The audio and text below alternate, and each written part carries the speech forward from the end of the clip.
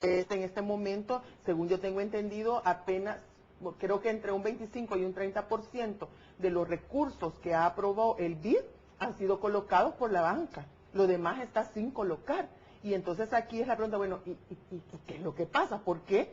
Porque todavía no hemos llegado a un problema de iliquidez de la economía. La iliquidez se va a ver cuando yo le digo que lo peor está por venir. Así eso, lo peor de la crisis y de los impactos está por venir.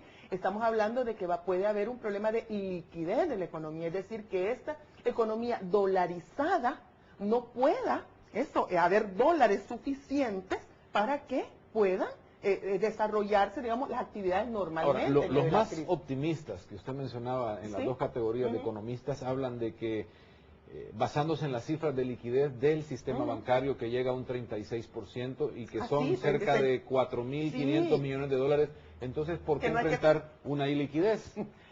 Bueno.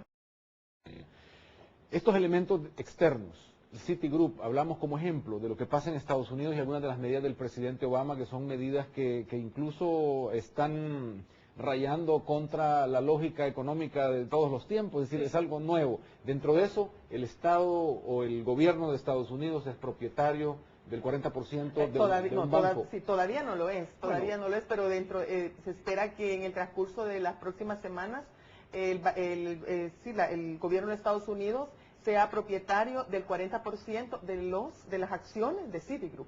Es decir, va a ser el socio mayoritario. Y probablemente de otras empresas más del área financiera. ¿Qué significa eso como para que alguien dentro de lo optimista o de lo realista, que ha sido el inicio de la plática, pueda creer que esto es bueno o malo? ¿Cómo entender lo que va a pasar con estas empresas también en El Salvador?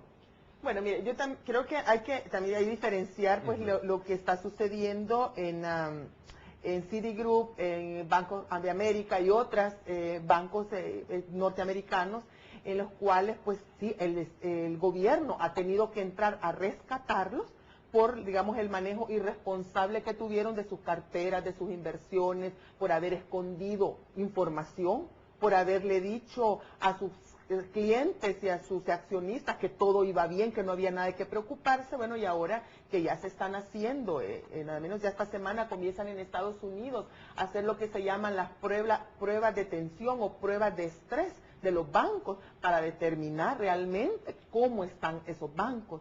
Entonces, ese no es el caso, digamos, de la banca o de las sucursales de esos bancos o de las operaciones de esos bancos en El Salvador. Yo creo que ahí sí hay que diferenciar, son parte de esa estrategia, pero eso no significa que los bancos en El Salvador, que corresponden a esas firmas, pues estén en los mismos problemas. Sin embargo, pueden ser afectados en tanto, como le digo, no son entes autónomos, sino que son parte de la misma operación. Pero yo voy al caso de Citigroup. Yo creo que es tan preocupante que ya el gobierno de los Estados Unidos les ha dado aproximadamente 45.000 millones de dólares como para salvarlo, para mantenerlo a flote y evitar la quiebra.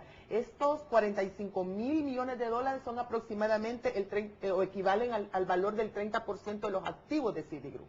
Y sin embargo, pese a toda esa cantidad de dinero que le han metido, tuvo en diciembre del 2008, tuvo pérdidas acumuladas en el año de 17.800 millones de dólares. Entonces y en este primer trimestre se estima que va a tener mayores pérdidas. Entonces ahí es donde viene la preocupación, porque a la banca usted le puede seguir metiendo y metiendo y metiendo, pero si la problemática que ha dado origen, o sea, si las causas no se remueven de eso, y no se someten a una mayor regulación estatal, ¿verdad?, para que no sigan actuando de esta manera, pues va a ser, como dice el dicho popular, como echarle azúcar al mar, una cucharada de azúcar al mar se va a diluir completamente, ¿verdad? Porque la situación es grave. Ahora, y esto puede tener repercusiones. El presidente Obama está pidiendo eso, más control para las entidades financieras, que se le dé más poder para intervenir prácticamente desde el Estado el manejo.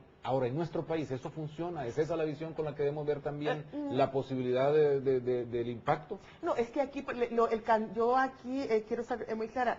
el canal de transmisión de la crisis mundial, de esa crisis o esa recesión de los Estados Unidos y del mundo, de países capitalistas desarrollados hacia El Salvador no va a ser por la vía del sistema financiero. Yo ahí sí tengo una diferencia con otros analistas, que sí creen que va a ser por esa vía. No, el canal de transmisión va a ser, como le decía, las remesas en primer lugar, en segundo lugar, la caída en las importaciones de Estados Unidos, o sea, el deterioro en las relaciones de intercambio con los Estados Unidos, que hasta ahora es el principal destino de nuestras exportaciones, va a venir también a partir de un deterioro, obviamente, en la balanza comercial, y va a venir por una pérdida vamos a ver eso. Ahora, tiene que ver, bueno, hay liquidez, pero lo tienen los bancos, es la reserva de los bancos, y los bancos, ¿cómo van a lanzar ese dinero a la economía? Lo van a hacer mediante créditos. Si ellos no otorgan créditos, ese dinero pues va a permanecer en el sistema financiero. Ahora, la pregunta es, ¿y por qué no están dando créditos? O por qué la tasa, bueno, porque la tasa de interés está alta, otros ya hablan porque ha aumentado el encaje legal, a diferencia de lo que ocurre en otros países donde el encaje legal se está disminuyendo, aquí se ha aumentado, pero esa no es la razón.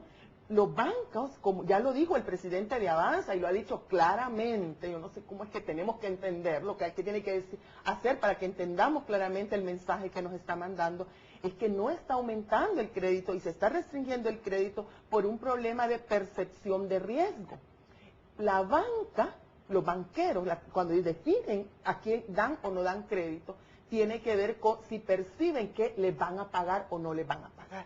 En este momento, dado que ya hicieron los análisis respectivos sobre el impacto que va a tener la crisis sobre la economía salvadoreña, se han dado cuenta que muchas de estas empresas que están solicitando créditos o que ya tienen créditos, van a tener serios problemas para pagar esos créditos. Por eso es que no están pagando.